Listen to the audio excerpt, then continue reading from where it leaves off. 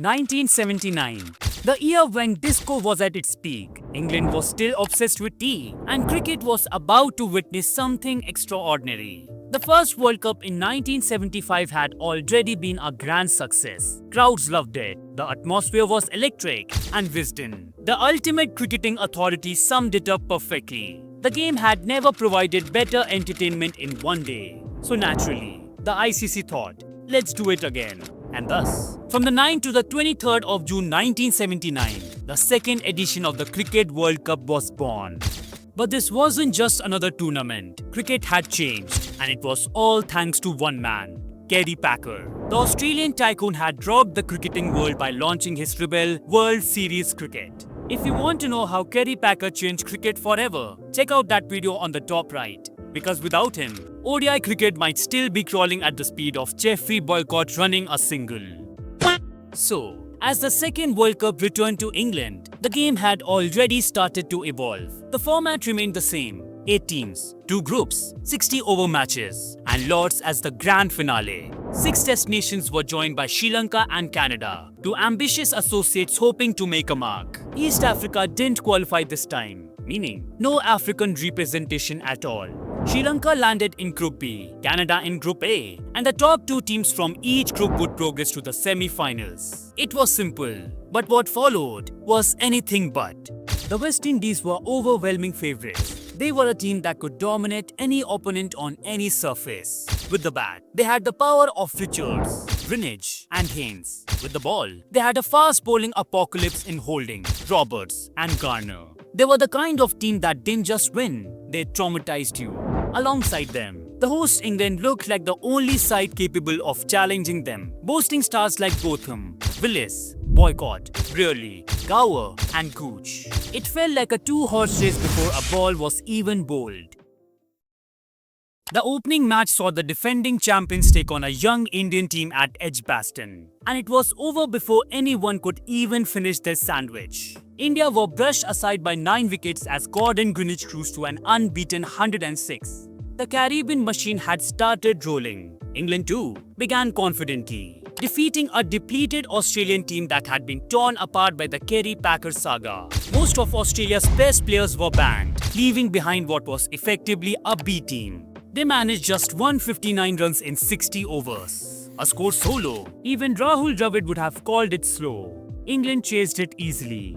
The 1979 World Cup, however, wasn't without its surprises. The biggest shock came when Sri Lanka, who weren't even a test-playing nation yet, stunned the cricketing world by defeating India. India unfortunately went on to lose all their matches, finishing as the only test side without a single win. Even Canada looked more competitive, until they faced England. That's when they were bowled out for 45.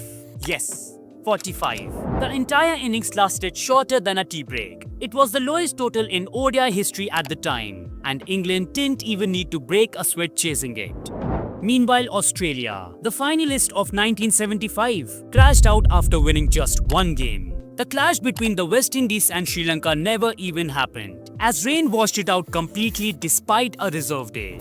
It was the first time in World Cup history that a match was abandoned without a single ball being bowled. As the dust settled, the semi-finalists emerged: West Indies, England, Pakistan, and New Zealand. Australia were gone, India were gone, and the rest were just there to watch the West Indies turn cricket into a Caribbean carnival. The first semi-final between England and New Zealand was tense. England batted first and looked shaky early on at 38 for 2. But Mike Brearley and Graham Gooch steadied things. Their partnership gave England a fighting total of 221. New Zealand started well through John Wright, but as the pressure mounted, wickets began to tumble.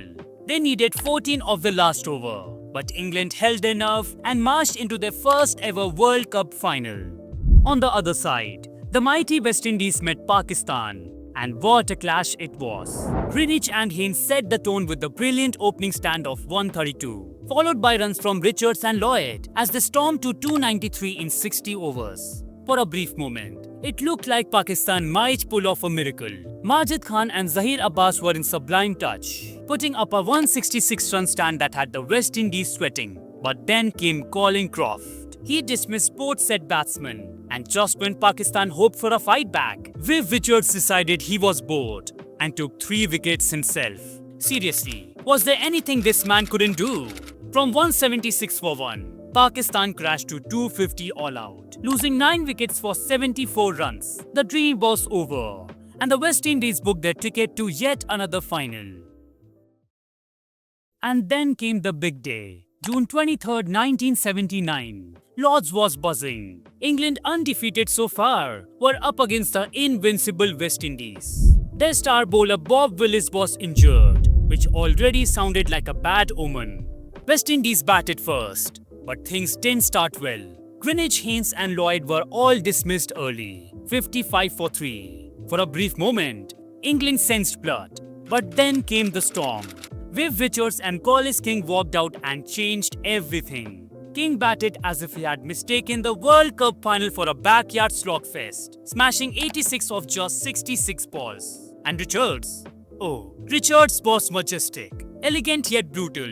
He scored an unbeaten 138 of 157 balls, tearing England's bowling to pieces. And by the time the dust settled, the West Indies had posted 286, the highest total ever in a World Cup final. To put it in perspective, England's bowling unit, which had been miserly all tournament at 2.5 runs per over, suddenly looked helpless. England's chase began with Boycott and Brearley, 2 players who seemed to think the best way to win was to wait for the West Indies to fall asleep. They added 129 for the first wicket in 38 overs. 38. It was less of a run chase and more of a slow meditation session. Boycott made 57 of 105 balls and Brearley 64 of 130. By the time both got out, the required run rate had ballooned to the point of no return. Graham Booth tried to add some urgency with 32, but then entered Joel Garner, 6 foot 8 inches of pure terror.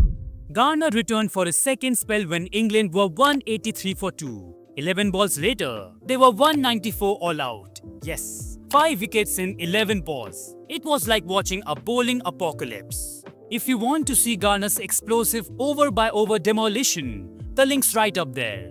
England collapsed faster than a house of cards in a hurricane. That 8-wicket meltdown remains one of the worst collapses in ODI history. The West Indies crushed England by 92 runs, the biggest World Cup final win until 2003. Viv Richards was named man of the match. Greenwich finished as the tournament's top scorer with 253 runs. And Andy Roberts' economy rate of 3.24 stood as the best in World Cup history for years. It was complete domination. The Caribbean Kings had defended their crown and made it look easy. The 1979 World Cup wasn't just another tournament. It changed the game forever. The prize money of £10,000 symbolized cricket's growing commercial pull, and the global media coverage gave the sport a level of attention it had never seen before. More importantly, it inspired associate nations like Sri Lanka and Canada, proving that even smaller teams could dream big. Sri Lanka's historic win over India became a source of national pride, while Pakistan's semi-final run made the country fall in love with one-day cricket.